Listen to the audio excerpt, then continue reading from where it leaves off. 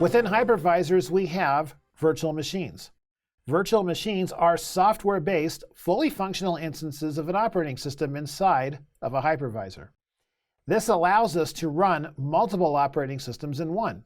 Just for an example, I have two virtual machines here, one Linux and one Windows.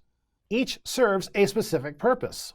The Linux virtual machine is here so that I do not need a separate machine on which to run Linux.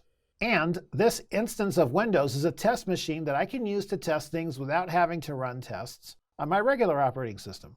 That is another reason for having a virtual, to have a place to test apps and features without risking one's regular operating system.